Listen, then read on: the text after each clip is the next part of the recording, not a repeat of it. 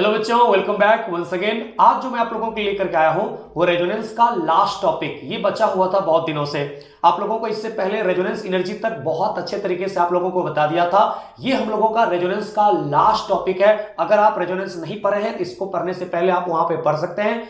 आज के टॉपिक में जो है ना कि बॉन्ड लेंथ हम लोग कैसे निकालते हैं रेजोनेंस के कारण, कार्बन कार्बन डबल बॉन्ड और कार्बन कार्बन सिंगल बॉन्ड जो भी वहां पे प्रेजेंट है उस पर क्या असर पड़ता है। आइए सबसे पहले हम लोग देखते हैं कि अगर आपको कहीं पे देखा जाए कि कार्बन कार्बन सिंगल बॉन्ड का लेंथ क्या होता है, आप लोग यहां पे कहोगे 1.54 एंगस्ट्रम या फिर 1.154 पिकोमीटर होता है, ध्यान रखिएगा। और अगर हम लोग कार्बन कार्बन डबल बॉन्ड की बातें करें तो बच्चों आप कहोगे यहां पे होता है 1.34 एंगस्ट्रम होता है, या फिर इसी को हम लोग लिखते हैं 134 पिकोमीटर होता है। अगर हम लोग कार्बन कार्बन ट्रिपल बॉन्ड की बातें करें तो यहां पे होता है 1.20 एंगस्ट्रम होता है और 120 पिकोमीटर होता है। ये होता है बॉन्ड लेंथ। जैसे कि आप लोगों ने सबसे पहले क्वेश्चन देखा था जब आप लोगों को पढ़ाया था हमने हाइब्रिडाइजेशन। तो हाइब्रिडाइजेशन में आप लोगों को हमने कहा था कि जैसे कि ये दिया हुआ है carbon carbon single bond ethane, उसके बाद एक दिया हुआ है मेरे को इथीन और एक दिया हुआ है यहां पे इथाइन। इस तीनों में से कहीं पे भी रेजोनेंस नहीं हो रहा है। तो जब रेजोनेंस नहीं हो रहा है तब अगर आपसे पूछा जाता है कि कार्बन कार्बन बॉन्ड लेंथ का क्या ऑर्डर होगा, तो बहुत ही सिंपल हो गया क्वेश्चन। हम लोग यहां पे कहेंगे इसका आंसर हो जाएगा 1 2 3। और आप लोग यहां पे जानते होंगे कि जब भी आप लोगों को बॉन्ड लेंथ निकालना होता है तो आप यहां पे कहते हैं कि directly proportional percentage of P character. तो यहां पे तो रेजोनेंस है नहीं, तो हम लोग इसके केस में कह सकते हैं कि कार्बन कार्बन बॉन्ड लेंथ जो कहते हैं directly proportional percentage of P character. ये तो आप लोगों को सिखाया था आपने हाइब्रिडाइजेशन क्वेश्चन बनाने में। जब हाइब्रिडाइजेशन आपको बता रहा था वहां पे बताया था। इसमें मैं थोड़ा सा क्या करता हूं, कुछ ऐड करता हूं। एक तो ये क्वेश्चन हो गया, इसी क्वेश्चन में मैं थोड़ा सा चेंजिंग करने वाला हूं। बच्चों यहां पे आपने समझा क्या परसेंटेज ऑफ पी करेक्टर कहने का मतलब, यहां पे sp3 मतलब 75% पी प्लस 75% पी, यहां पे sp2 यानी कि 67% पी प्लस 67% पी, यहां पे sp यानी कि 50-50। तो सबसे ज्यादा परसेंटेज ऑफ पी इसी में है, उसके बाद इसमें है, फिर थर्ड में है। अब देखिए ये तो निकल लिया 1 2 3 हो गया आंसर इसका।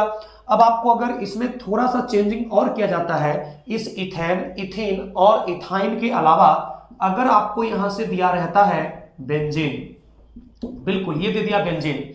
अब आपको पता होना चाहिए कि बेंजीन में होता है resonance, double single double single double single, यहां हो रहा है रेजोनेंस। तो बच्चों याद रखना जहां कहीं भी रेजोनेंस होता है ना, तो इसके केस में जहां से जहां तक रेजोनेंस हो रहा है पूरे रिंग में ना ही कहीं पे कंप्लीट सिंगल होता है ना ही कहीं पे कंप्लीट डबल होता है। आपने रेजोनेंस पढ़ा है, मैं आपको बता चुका हूं। रेजोनेंस हाइब्रिड जो रियल स्ट्रक्चर होता है पूरे में होता है पार्शियल डबल बॉन्ड, यानी कि पूरे में जो पार्शियल डबल बॉन्ड होता है इसके रेजोनेंस हाइब्रिड में यानी कि रियल स्ट्रक्चर में हम लोग कहते हैं कि ना ही कहीं पे रिंग पे होता है कंप्लीट डबल बॉन्ड, ना ही होता है रिंग में कहीं पे कंप्लीट सिंगल बॉन्ड। इस दोनों के बीच का करैक्टर होता है, इस दोनों का बीच का करैक्टर होता है। मतलब कार्बन कार्बन सिंगल बॉन्ड का लेंथ होता है 1.54 एंगस्ट्रम, उससे यहां पे हम लोग कहते हैं कि कम हो जाएगा क्योंकि पार्शियल डबल बॉन्ड होता है, और कार्बन कार्बन डबल बॉन्ड से ज्यादा हो जाएगा क्योंकि यहां पे पार्शियल डबल बॉन्ड है, ना ही कंप्लीट डबल बॉन्ड होता है बेंजीन में,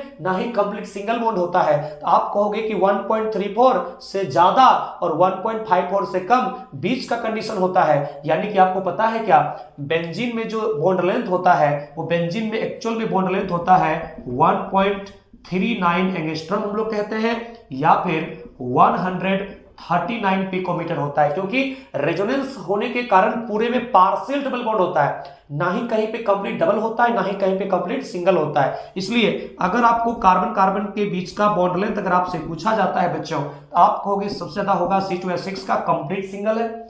उसके बाद होगा बेंजीन का, यानी कि वहां पे पार्शियल डबल है, ना ही कंप्लीट सिंगल है ना ही कंप्लीट डबल है। उसके बाद होगा यहां पे 2 का जो कंप्लीट डबल बॉन्ड है, और सबसे कम होगा यहां पे ट्रिपल बॉन्ड का। इस तो आप देखेंगे आपको क्वेश्चन जो प्रीवियस ईयर में पूछा हुआ है वो मिलेगा कि सबसे ज्यादा बॉन्ड लेंथ कार्बन कार्बन के बीच में C2H6 इथेन का, उसके बाद होगा C6H6 यानी कि बेंजीन का, क्योंकि वहां पे पार्शियल डबल बॉन्ड होता है, सिंगल बॉन्ड डबल बॉन्ड के बीच का करैक्टर होता है, यानी कि डबल बॉन्ड से लॉन्गर होता है, सिंगल बॉन्ड से शॉर्टर होता है। उसके बाद हो जाएगा C2H4 और सबसे शॉर्टेस्ट यहाँ पे जो होने वाला है बॉन्ड लेंथ वो हो जाएगा C2H2। देखो तो बच्चों आसानी से बात आपको समझ में आ गई ना, बिल्कुल समझ में आ गया ना। तो आपको सबसे पहले ध्यान रखना है कि कोई कंपाउंड में अगर carbon carbon double bond resonance में जाता है तो डबल बॉन्ड अगर रेजोनेंस में जाता है तो वहां पे डबल बॉन्ड कन्वर्ट हो जाता है पार्शियल डबल बॉन्ड में। और बच्चों याद रखना पार्शियल डबल बॉन्ड का लेंथ ज्यादा होता है compare to complete double bond से ज्यादा होता है। यानी कि अगर मैं यहाँ पे बातें करूं, अगर मैं यहाँ पे कार्बन कार्बन डबल बॉन्ड की बातें करूं तो सबसे ज्यादा होगा लॉन्गर सिंगल बॉन्ड, बिल्कुल। उसके बाद होगा यहाँ पे ये जो मैं लिख रहा हूं ये है पार्शियल डबल, रेजोनेंस करने के कारण यही होता है। उसके बाद आपको होगा कंप्लीट डबल, उसके बाद हो जाएगा यहाँ पे पार्शियल ट्रिपल और सबसे शॉर्टेस्ट हो जाएगा यहाँ पे कंप्लीट ट्रिपल। इस तरीके से आप लोग यहाँ पे देख सकते हो, ठीक है ना, बिल्कुल आप देख सकते हो। जैसे कि मैं आपको एक क्वेश्चन देने का कोशिश करता हूं, ये हो गया कंप्लीट सिंगल, ये हो गया पार्शियल डबल, ये कंप्लीट डबल, ये पार्शियल ट्रिपल और ये हो गया कंप्लीट ट्रिपल। अब सुनिए बच्चों, सेकंड क्वेश्चन आप लोगों को एक ऐसा देने जा रहा हूं जिसमें कि फर्स्ट में आपको दिया हुआ है CH2 डबल बॉन्ड CH2, बहुत सुंदर। सेकंड में यहां पे दिया हुआ है CH2 double bond CH and OCH3, ऐसा दिया हुआ है। थर्ड में यहां पे दिया हुआ है इस तरीके से NO2, ऐसा है। और फिर इसमें CH डबल बॉन्ड CH और फिर इसमें OCH3 दिया हुआ है, बिल्कुल। और आपसे यहां से पूछा जाता है ये जो कार्बन कार्बन डबल बॉन्ड दिया हुआ है ना बच्चों, इसके बीच में आपसे पूछा जाता है कि बॉन्ड लेंथ का ऑर्डर क्या होगा। आप जानते हो, बता सकते हो क्या? अगर आप जानते हो तो जल्दी आप कमेंट बॉक्स में टाइप करके लिखो तो आपको आंसर यहाँ पे कौन सा होने वाला है। आप कहोगे सर जी मैं बताता हूं, पहले आप सुनिए ध्यान से। यहां पे जो फर्स्ट वाला है ना सर, यहां पे कंप्लीट डबल बॉन्ड है, क्योंकि यहां तो रेजोनेंस नहीं हो रहा है। जब फर्स्ट वाले में रेजोनेंस हो ही नहीं रहा है मतलब इलेक्ट्रॉन जहां है वहीं रहेगा, मतलब ये कंप्लीट डबल बॉन्ड होगा, सबसे शॉर्टेस्ट होगा। लेकिन यहां पे देखोगे तो रेजोनेंस हो रहा है लोन पेयर सिंगल डबल। आपको पता है कि जहां से जहां तक रेजोनेंस होता है, कहां से कहां तक, जहां से जहां तक रेजोनेंस होता है वहां पे पार्शियल डबल बॉन्ड होता है, कंप्लीट डबल बॉन्ड नहीं होता है। और आपको पता होना चाहिए कि पार्शियल डबल बॉन्ड लॉन्गर होता है कंपेयर टू कंप्लीट डबल। तो यहां पे पार्शियल डबल बॉन्ड होगा ड्यू टू रेजोनेंस। और यहां देखिए ना, यहां पे और ज्यादा रेजोनेंस है, यहां पे और ज्यादा डीलोकलाइजेशन है। तो यहां पे देखेंगे तो ज्यादा है एक्सटेंट ऑफ रेजोनेंस। तो जहां पे जितना ज्यादा एक्सटेंट ऑफ रेजोनेंस होता है वहां पे हम लोग कहते हैं कि कार्बन कार्बन डबल बॉन्ड का लेंथ बढ़ता है, यानी कि वहां पे डबल बॉन्ड का करैक्टर घटता है और सिंगल बॉन्ड का करैक्टर बढ़ता है। बच्चों अपने शब्दों में सब बातों को लिख लेना कि कोई पाई बॉन्ड जितना ज्यादा मैक्सिमम डिस्टेंस तक डिलोकलाइज करेगा, जितना ज्यादा मैक्सिमम एटम तक डिलोकलाइज करेगा,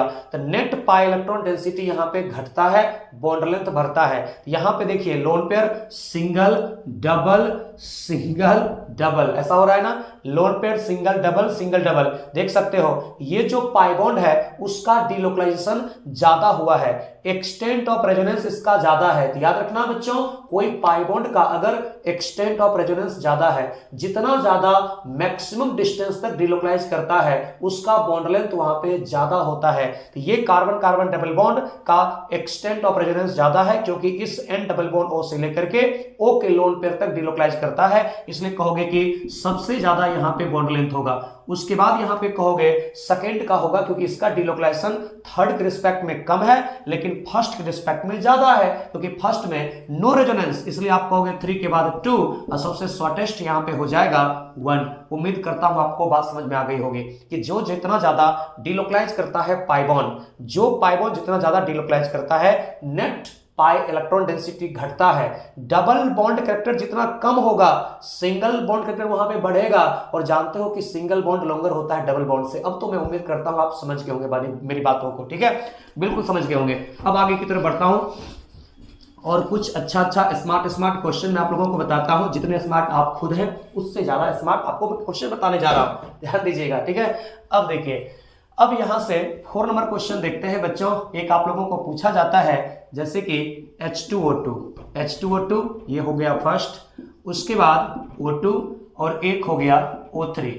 इसमें से पूछे जाते हैं कि O और O के बीच का बॉन्ड लेंथ का ऑर्डर क्या होगा। बिल्कुल देखिए, O H2O2 क्या होता है, हाइड्रोजन पेरोक्साइड, इसमें कुछ इस तरीके का होता है। यहां पे देखोगे कंप्लीट सिंगल बॉन्ड हो गया। O2 कैसा होता है, तो O2 होता है O डबल बॉन्ड O, यहां हो गया कंप्लीट डबल बॉन्ड, ध्यान रखिएगा।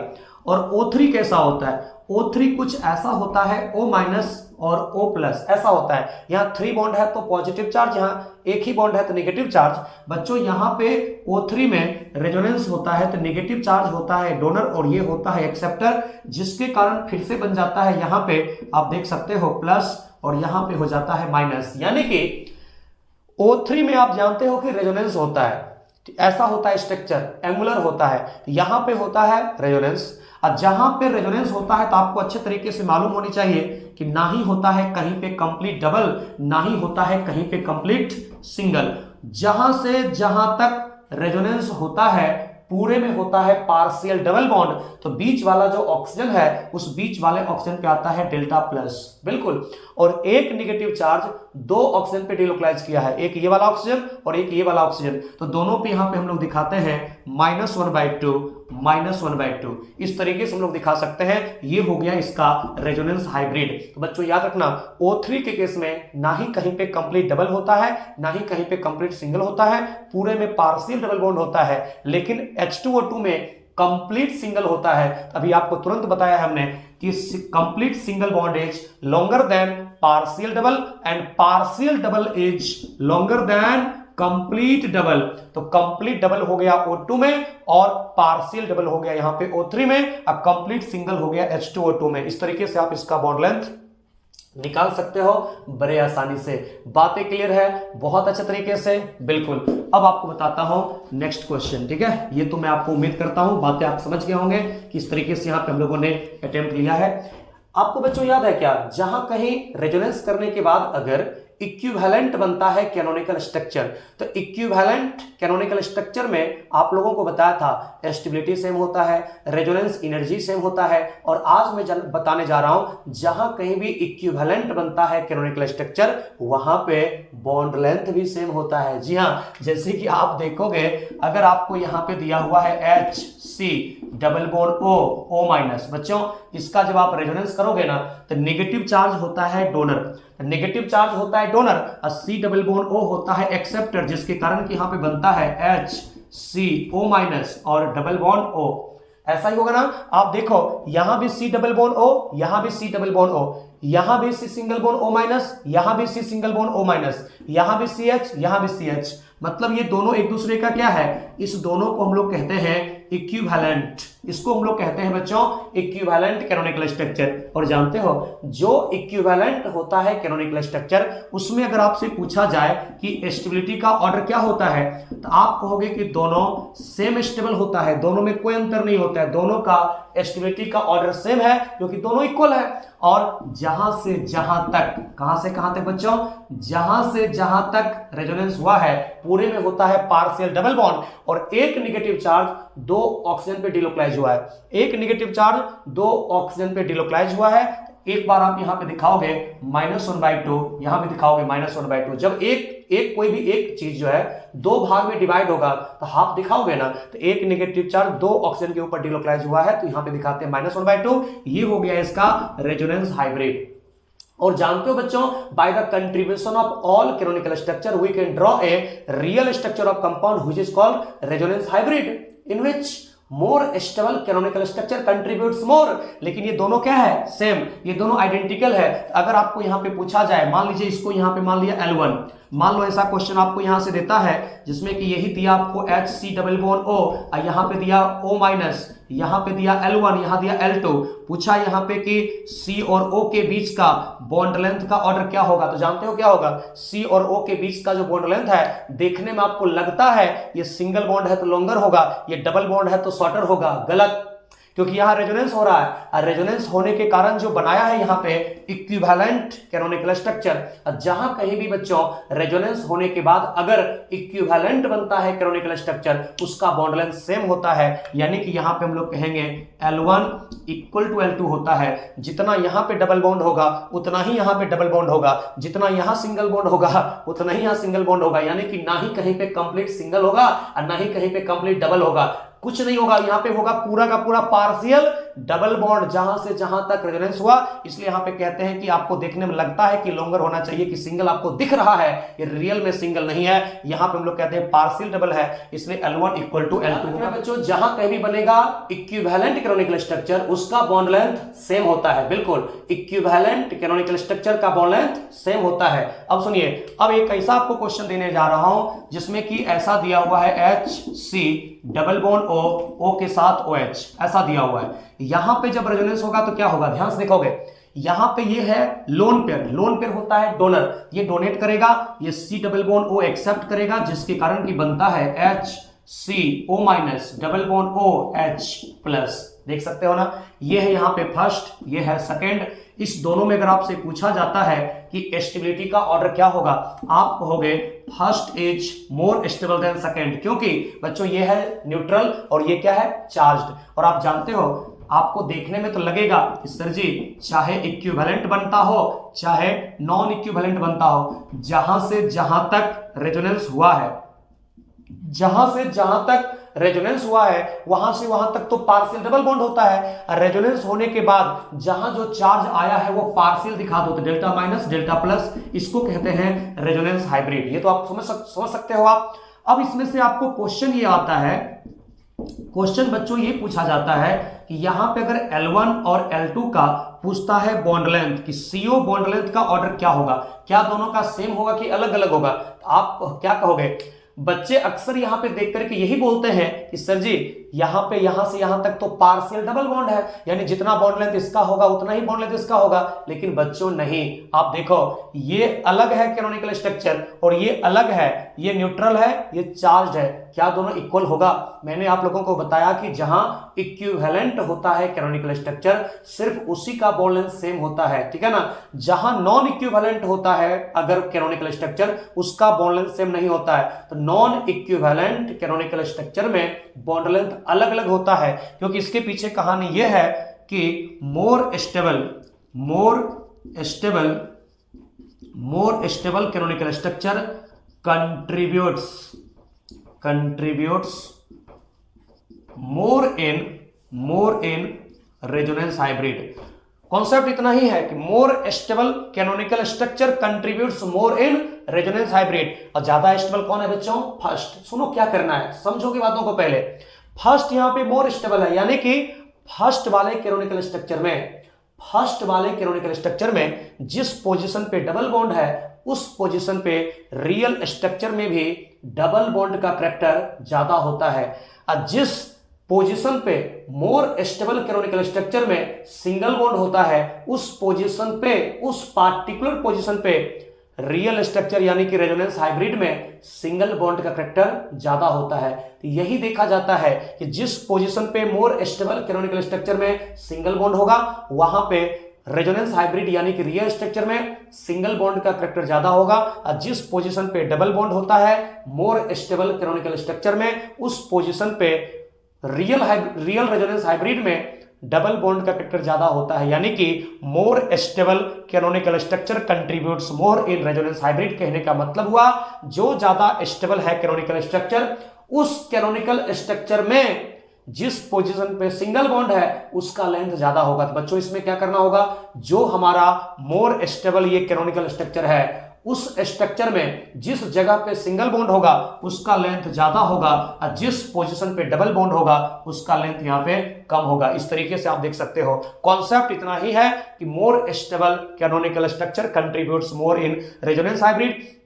तो जब भी आपको बनेगा नॉन इक्विवेलेंट कैनोनिकल स्ट्रक्चर तो ध्यान देना पड़ेगा कि मोर स्टेबल कैनोनिकल स्ट्रक्चर वहां बनेगा, और कोई बनेगा अनस्टेबल तो वहां पे वो होगा कम कंट्रीब्यूशन और जो ज्यादा स्टेबल होगा कैनोनिकल स्ट्रक्चर उसका कंट्रीब्यूशन ज्यादा होगा। तो जिसका कंट्रीब्यूशन ज्यादा है रेजोनेंस हाइब्रिड में उसी का हम लोग कहेंगे कि करैक्टर ज्यादा होगा रेजोनेंस हाइब्रिड में। इसलिए मोर स्टेबल कैनोनिकल स्ट्रक्चर में जिस जगह पे सिंगल बॉन्ड होगा उसका लेंथ ज्यादा होगा और जिस जगह पे डबल बॉन्ड होगा उसका बॉन्ड लेंथ कम होगा। अरे समझ में आ रहा है ना? Very good. अब देखिए नेक्स्ट यहाँ पे जो आप लोगों को एक क्वेश्चन दे रहा हूं वो बहुत ही सुंदर शानदार सा क्वेश्चन है।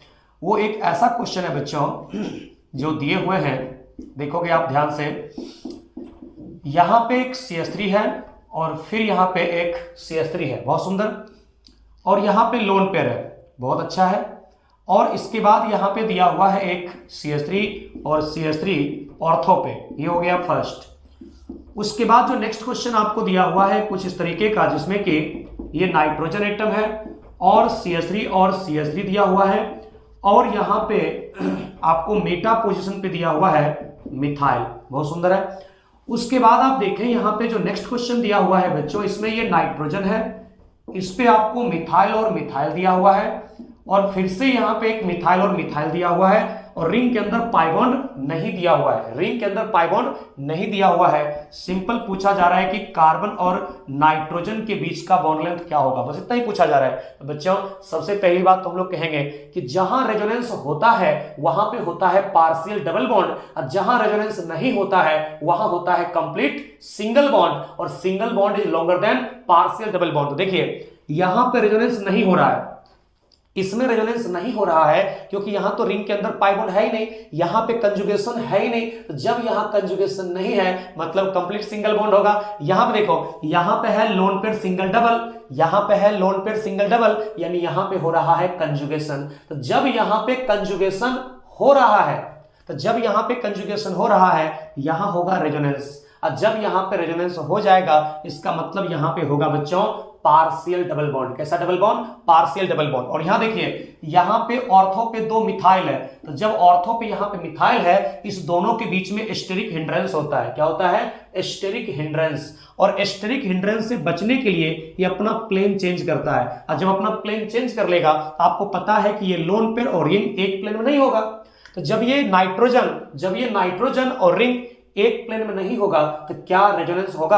आपको हमने रेजोनेंस होने के लिए क्या बोला था कि रिंग जो है मतलब जो भी वहां पे कंजुगेटेड एटम है, conjugated atom should must be coplanar. तो यहां पे रिंग और नाइट्रोजन एक प्लेन में नहीं होता है जिसके कारण यहां रेजोनेंस रुक जाता है, उसको हम लोग कहते हैं SIR, मतलब एस्टेरिक इनहिबिशन ऑफ रेजोनेंस। बिल्कुल इसी को हम लोग कहते हैं एस्टेरिक इनहिबिशन ऑफ रेजोनेंस। बच्चों याद रखना जब भी आपको कोई बिगर ग्रुप रहेगा, कार्बोक्सिलिक एसिड, नाइट्रो या फिर आपको दिया हुआ यहां पे टर्सरी अमीन, सेकेंडरी अमीन, टर्सरी कार्बोकटायन, उसके रिस्पेक्ट में अगर ऑर्थो पे लगा हुआ ग्रुप होगा तो ऑर्थो पे लगा हुआ अगर ग्रुप होगा वहां एस्टेरिक रिपल्सन के कारण उस बिगर ग्रुप का प्लेन चेंज हो जाएगा रिंग के रिस्पेक्ट में। अब बिगर ग्रुप का प्लेन जब चेंज हो जाएगा रिंग के रिस्पेक्ट में तो यहां पे नाइट्रोजन और रिंग के बीच में अब रेजोनेंस नहीं होगा जिसके कारण इसको हम लोग कहते हैं एस्टेरिक इनहिबिशन ऑफ रेजोनेंस यानी कि SIR कहते हैं।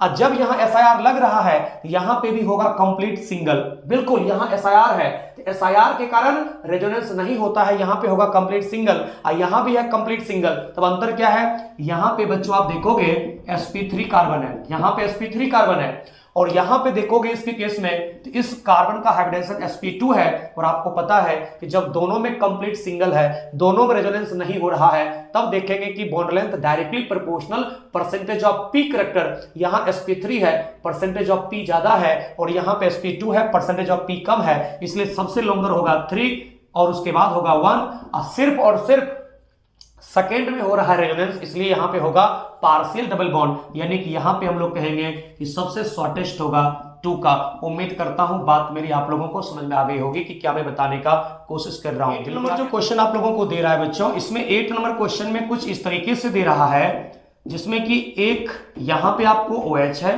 इस OH के रिस्पेक्ट में पारा पे लगा हुआ एक NO2 है। उसके बाद देखोगे तो सेकेंड आपको कुछ इस तरीके से दिया हुआ है जिसको कि सिर्फ और सिर्फ यहाँ पे फिनॉल लिखा हुआ है।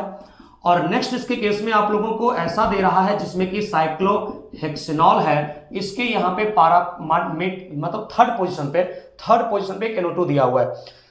आपको यहां से पूछा जा रहा है कि कार्बन और ऑक्सीजन के बीच का बॉन्ड लेंथ का ऑर्डर क्या होगा, कार्बन और ऑक्सीजन के बीच का बॉन्ड लेंथ क्या होगा। बच्चों सबसे पहली बात तो कहोगे कि सबसे लॉन्गर होगा 3, क्योंकि 3 में रेजोनेंस नहीं हो रहा है। तो जब 3 में यहां पर रेजोनेंस हो ही नहीं रहा है तो कंप्लीट सिंगल होगा। लेकिन यहां पर हम लोग कहते हैं कि रेजोनेंस हो रहा है, यहां पे भी हम लोग कहते हैं कि रेजोनेंस हो रहा है। जहां कहीं अगर रेजोनेंस हो रहा है इसका मतलब वहां पे पार्शियल डबल बॉन्ड होगा। तो जब यहां पार्शियल डबल बॉन्ड है ये शॉर्टर होगा, यहां कंप्लीट सिंगल बॉन्ड है लॉन्गर होगा, तो 3 का सबसे ज्यादा होगा। अब देखिए 1 और 2 में ज्यादा किसका होगा, जानते हो बच्चों किसका होगा, बताओ क्या। यहां पे अब 2 का ज्यादा होगा 1 से, जानते हो क्या है, क्योंकि यहां पे नीचे लगा हुआ है एक्सेप्टर। तो जब ये एक्सेप्टर लगा हुआ है ये रिंग से इलेक्ट्रॉन को खींचेगा, रिंग से जब इलेक्ट्रॉन को खींचेगा तो रिंग में क्या होगा, इलेक्ट्रॉन की डिफिशिएंसी। तो अगर यहां पे इलेक्ट्रॉन विड्रॉइंग ग्रुप लगा हुआ है, ध्यान दीजिएगा, अगर यहां पे इलेक्ट्रॉन एक्सेप्टर ग्रुप लगा हुआ है जो इलेक्ट्रॉन को रिंग से खींचता है तो रिंग में होगा इलेक्ट्रॉन की डिफिशिएंसी। और जब रिंग के अंदर इलेक्ट्रॉन की डिफिशिएंसी होती है, बच्चों सुनो मेरी बातों को, अगर यहां पे रिंग के अंदर इलेक्ट्रॉन की डिफिशिएंसी होती है तो जो ये डोनर ग्रुप है ऊपर से, ये डोनर यहां पे इलेक्ट्रॉन को ज्यादा डोनेट करेगा। उसी ज्यादा डोनेट करने को हम लोग यहां पे 3 एरो से दिखाए, 3 एरो से दिखा दिए, मतलब ये ज्यादा डोनेट करेगा। और जब यहां पे ज्यादा डोनेट करेगा मतलब यहां पे डबल बॉन्ड का करैक्टर ज्यादा बनेगा, और जितना ज्यादा होगा डबल बॉन्ड का करैक्टर मतलब वहां पे बॉन्ड लेंथ शॉर्टर होते जाएगा। तो ये ज्यादा डोनेट करेगा तो ज्यादा होगा डबल बॉन्ड का करैक्टर। ज्यादा क्यों डोनेट करेगा, क्योंकि यहां पे एक्सेप्टर लगा हुआ है, रिंग को इलेक्ट्रॉन डिफिशिएंट बनाता है। इसी तरीके से मान लीजिए इसमें थोड़ा सा मैं परिवर्तन करता हूं, अगर आपको यहां पे ये दे दिया गया है OH, यहां पे भी लगा हुआ है बच्चों इसमें OCH3, बिल्कुल ये हो गया फर्स्ट, और इसके बाद यहां पे कुछ ऐसा किया गया जिसमें कि रखा गया इसको OH, बिल्कुल सही बात है। और थर्ड में यहां पे कुछ इस तरीके से कर दिया गया है कि C डबल बॉन्ड O कर दिया गया। इस बार यहां पे C डबल बॉन्ड O कर दिया, पहले था सिंगल बॉन्ड, तो सिंगल बॉन्ड का हम लोग कहते थे कि बॉन्ड लेंथ सबसे ज्यादा, क्योंकि जब यहां रेजोनेंस नहीं हो रहा था तो कंप्लीट सिंगल बॉन्ड था। अब यहां से पूछा जा रहा है कार्बन और ऑक्सीजन के बीच का बॉन्ड लेंथ। तो कार्बन और ऑक्सीजन के बीच का बॉन्ड लेंथ कैसे निकालेंगे, यहां होगा रेजोनेंस, तो जब यहां रेजोनेंस होगा, रेजोनेंस होने के कारण होगा पार्शियल डबल बॉन्ड, यहां पे होगा रेजोनेंस तो होगा पार्शियल डबल बॉन्ड, और यहां पे रेजोनेंस नहीं हो रहा है और इस बार डबल बॉन्ड है। इससे पहले सिंगल था तो यहां पे कहते थे कंप्लीट सिंगल होगा, लेकिन यहां पे देखते हैं हम लोग कहते हैं कि ये क्या होगा, कंप्लीट डबल बॉन्ड होगा। और आपको पता है कि जो कंप्लीट डबल बॉन्ड होता है वो कंप्लीट डबल बॉन्ड शॉर्टर होता है कंपेयर टू पार्शियल डबल। तो पार्शियल डबल लॉन्गर होगा, कंप्लीट डबल शॉर्टर होगा। तो बच्चों अब यहां पे सी को क्या होने वाला है, ये दोनों पार्शियल डबल बॉन्ड है रेजोनेंस होने के कारण, यहां पे कंप्लीट डबल है रेजोनेंस नहीं होने के कारण, तो ये होगा सबसे शॉर्टेस्ट। अब इस दोनों में देखो यहां नीचे लगा हुआ है एक्सेप्टर, तो जब नीचे एक्सेप्टर लगा हुआ है तो रिंग के अंदर होगा इलेक्ट्रॉन की डिफिशिएंसी, और जब रिंग के अंदर इलेक्ट्रॉन की डिफिशिएंसी होगी तो वो ऊपर से जो डोनर है ना, डोनर, वो डोनर इलेक्ट्रॉन ज्यादा डोनेट करेगा, और जब यहां पे ज्यादा डोनेट करेगा मतलब बन जाएगा डबल बॉन्ड करैक्टर। तो जब ये ज्यादा डोनेट करेगा तो बन जाएगा डबल बॉन्ड का करैक्टर ज्यादा, यानी कि इसका बॉन्ड लेंथ थोड़ा कम होगा कंपेयर टू सेकंड, इसलिए इसके केस में सबसे लॉन्गर होगा 2, उसके बाद 1, उसके बाद 3। अरे बात समझा बात को कुछ, ये सबसे शॉर्टेस्ट होगा क्योंकि डबल बॉन्ड है, इस दोनों में पार्शियल डबल बॉन्ड होगा, लेकिन इस दोनों पार्शियल डबल बॉन्ड में ये ज्यादा डोनेट करेगा। ये ज्यादा इसलिए डोनेट करेगा क्योंकि रिंग में यहां पे एक्सेप्टर लगा हुआ है, एक्सेप्टर रिंग के अंदर इलेक्ट्रॉन की डिफिशिएंसी जनरेट करेगा, तो डिफिशिएंसी जनरेट होने के कारण ये ज्यादा डोनेट करेगा, तो यहां पे हो जाएगा डबल बॉन्ड करैक्टर ज्यादा, और जहां पे डबल बॉन्ड का करैक्टर ज्यादा होता है उसका बॉन्ड लेंथ वहां पे कम होता है, इसलिए 2 ज्यादा हुआ 1 से, यहां तो कंप्लीट डबल बॉन्ड है, सबसे शॉर्टेस्ट हो जाएगा। उम्मीद करता हूं कि बात आपको समझ में आ गई होगी, बात आपको पकड़ में आ गई होगी जो मैं समझाने का कोशिश कर रहा हूं आप लोगों को, ठीक है, बिल्कुल अच्छे तरीके से आ गया ना, बहुत अच्छे तरीके से आ गया ना। उसके बाद देखिए अब यहां से दिखाने जा रहा हूं बच्चों 10th नंबर में आपको एक ऐसा क्वेश्चन जो आपको मिलता होगा, ये दिया हुआ है, यहां पे दिया हुआ है, ये पे दिया हुआ है 1 2, ये दिया हुआ है 3 4। आपको पूछा जा रहा है कि 1 2 और 3 4 में किसका बॉन्ड लेंथ ज्यादा है। बच्चों एक बात मैंने आप लोगों को बताया है कि कोई कार्बन कार्बन डबल बॉन्ड अगर पहले से दिया हुआ है, तो कोई कार्बन कार्बन डबल बॉन्ड अगर रेजोनेंस करता है, कोई कार्बन कार्बन डबल बॉन्ड अगर रेजोनेंस करता है तो वो कन्वर्ट हो जाता है पार्शियल डबल में, यानी कि डबल बॉन्ड अगर रेजोनेंस करता है तो वो हो जाता है पार्शियल डबल बॉन्ड, यानी कि लॉन्गर हो जाता है, ज्यादा बॉन्ड लेंथ उसका हो जाता है, क्योंकि partial double bond is longer than complete double होता है ना। अब यहां पे देखिए ये जो C1C2 है, ध्यान से देखोगे तभी बनेगा। आपको यहां से पूछा जा रहा है कार्बन कार्बन डबल बॉन्ड का लेंथ, तो आप लोग कहोगे ये जो C1C2 है उसका रेजोनेंस सिर्फ और सिर्फ C3C4 के साथ है। गौर से देखिएगा, डबल सिंगल डबल, क्या ये C1C2 का डबल बॉन्ड इसके साथ कंजुगेशन है क्या? नहीं।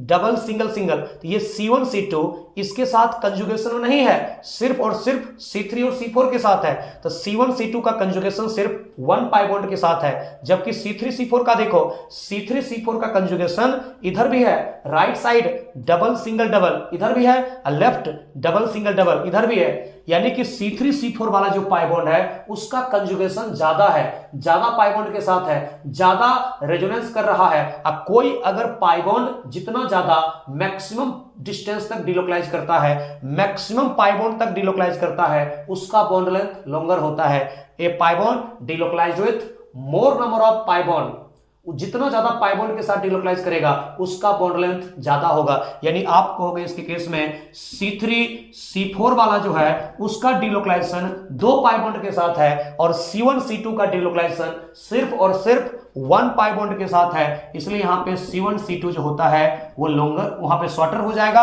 और C3C4 यहां पे लॉन्गर हो जाएगा, क्योंकि इसका डिलोकलाइजेशन ज्यादा है। जिस पाई बॉन्ड का डिलोकलाइजेशन जितना मैक्सिमम एटम तक होगा वो उतना ज्यादा लॉन्गर होने वाला है। उसके बाद देखिए बच्चों 11 नंबर में एक जो क्वेश्चन देने जा रहा हूं इसको देखोगे आप अच्छे तरीके से।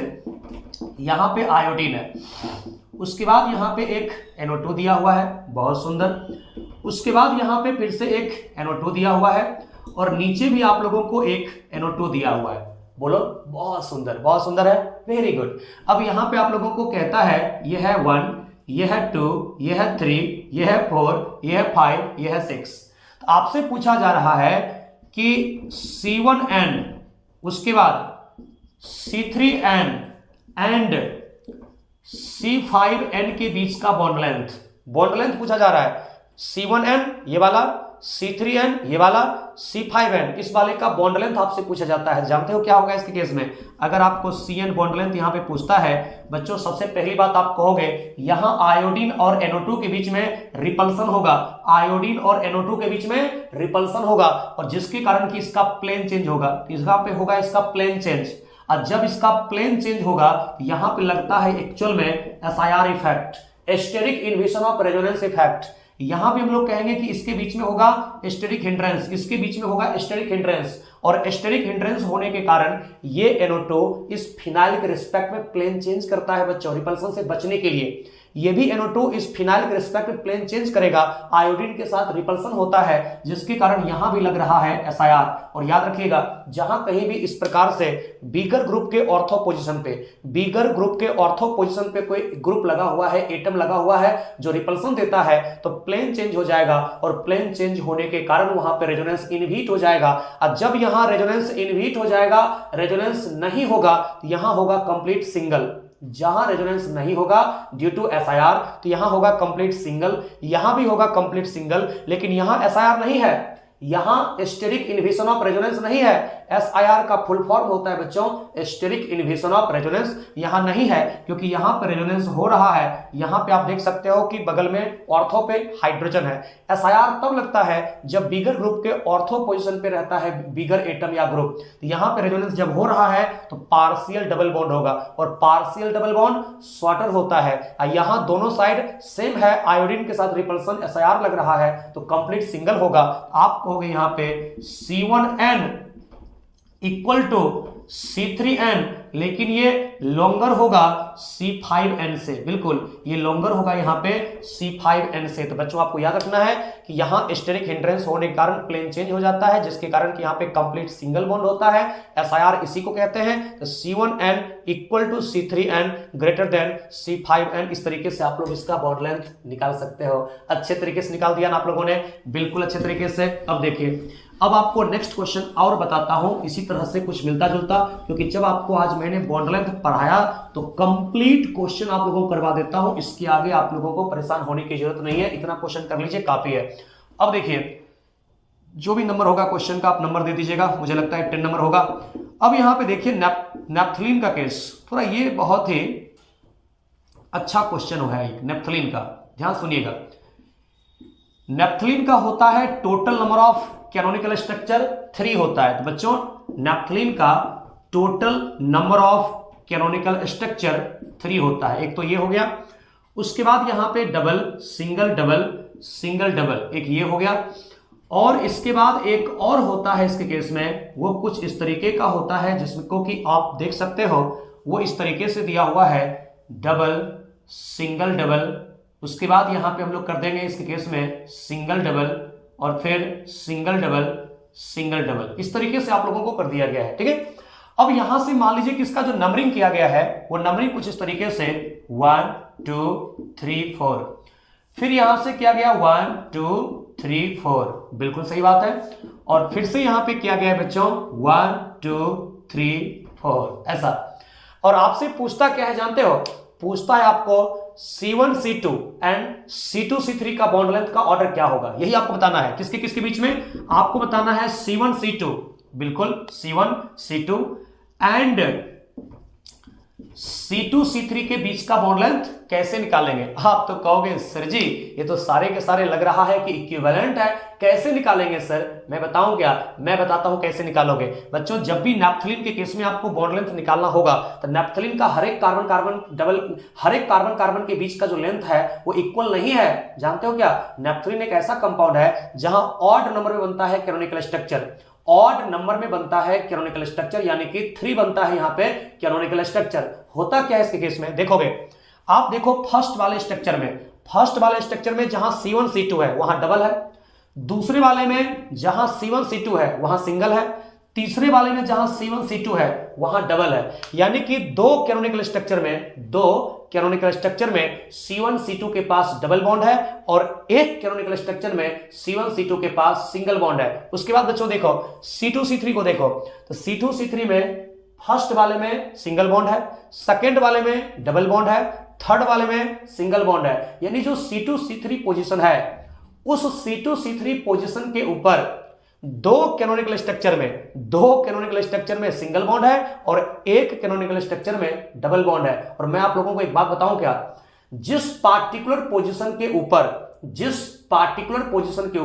ज्यादा टाइम सिंगल बॉन्ड आ रहा है, जिस पार्टिकुलर पोजीशन के ऊपर ज्यादा टाइम सिंगल बॉन्ड आ रहा है वो बॉन्ड लेंथ ज्यादा होगा, जिस पार्टिकुलर पोजीशन के ऊपर डबल बॉन्ड ज्यादा टाइम आ रहा है वो शॉर्टर होगा। बात समझा क्या, देखो C2 C3 के ऊपर 2 बार आया है सिंगल, 1 बार आया है डबल, लेकिन C1 C2 को देखो 2 बार आया है डबल, 1 बार आया है सिंगल। यानी जहां पे ज्यादा टाइम सिंगल आया वो लॉन्गर होगा। यानी कि हम लोग इसके केस में कह सकते हैं, इसके केस में अगर आपको कार्बन कार्बन के बीच का बॉन्ड लेंथ पूछता है नैप्थलीन में, बच्चों आप लोग कहोगे C2 C3 का लॉन्गर होने वाला है कंपेयर टू C1 C2। इस तरीके से आप इसका बॉन्ड लेंथ आराम से निकाल सकते हो, क्योंकि ज्यादा टाइम यहां पे रिपीट हुआ है, यहां पे सिंगल बॉन्ड कहां पे C2 C3 में 2 बार आया है सिंगल। इस तरीके से आप अच्छे तरीके से इसका क्वेश्चन आप लोग सॉल्व कर सकते हो, बॉन्ड लेंथ का ऑर्डर निकाल सकते हो। बातें आपको समझ में आ गई ना अच्छे तरीके से,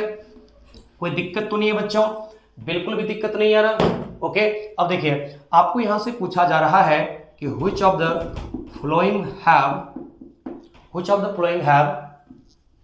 maximum CO बॉन्ड लेंथ, कहां पे मैक्सिमम CO बॉन्ड लेंथ होगा यही आप लोगों को बताना है। कुछ क्वेश्चन मैं आपको प्रैक्टिस करा देता हूं, यहां पे दिया हुआ है which of the following have maximum, यानी कि सिंपल पूछ रहा है which of the following have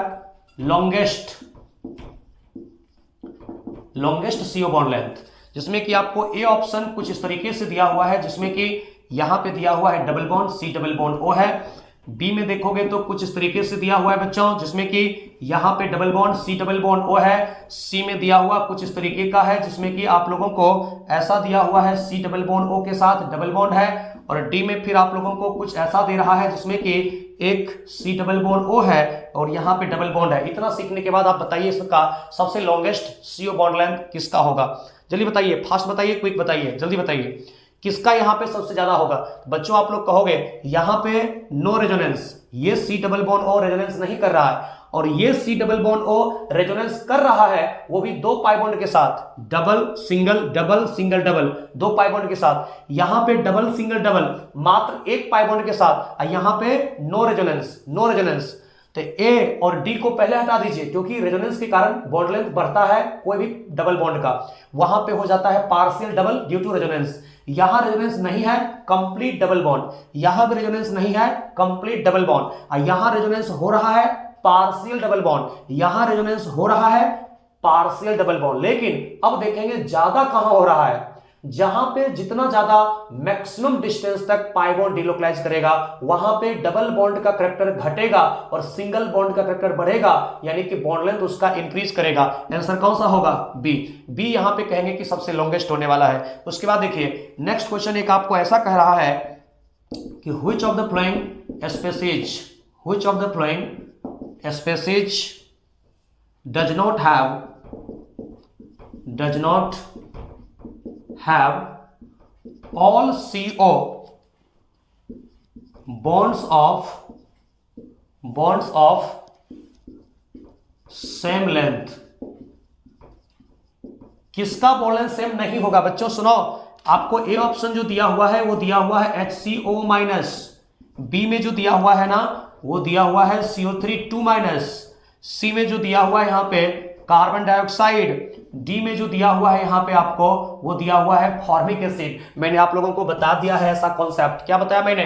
concept आप लोगों को ऐसा बता दिया है कि जहां कहीं भी अगर इक्विवेलेंट बनता है कैनोनिकल स्ट्रक्चर, तो इक्विवेलेंट कैनोनिकल स्ट्रक्चर का बॉन्ड लेंथ सेम होता है, और जहां पे बनता है नॉन इक्विवेलेंट कैनोनिकल स्ट्रक्चर उसका बॉन्ड लेंथ सेम नहीं होता है। बच्चों ए वाले में देखो, ए वाले में जब आप करोगे रेजोनेंस, तो जहां कहीं भी आप लोग जानते हो कि रेजोनेंस करने के बाद अगर बन जाता है इक्विवेलेंट कैनोनिकल स्ट्रक्चर, उसका हर एक बॉन्ड लेंथ सेम होता है। देखो ये दोनों इक्विवेलेंट है। उसी प्रकार से बी में देखो बच्चों, बी में जो आप लोगों को दिया हुआ है CO3 2 माइनस, CO3 2 माइनस कहने का मतलब मेरा ये है, ऐसा बनेगा। इसका जब आप करोगे रेजोनेंस तो यहां पे ये डोनेट करेगा, ये एक्सेप्ट करेगा, बनेगा यहां पे O minus, C double bond O, फिर यहां पे O माइनस, ऐसा होगा, ऐसा बन गया। उसके बाद एक और होगा, एक बार हमने रेजोनेंस कराया इस नेगेटिव चार्ज के साथ, ये बाकी है, इसके साथ करोगे ये होगा डोनर और ये हो जाएगा एक्सेप्टर,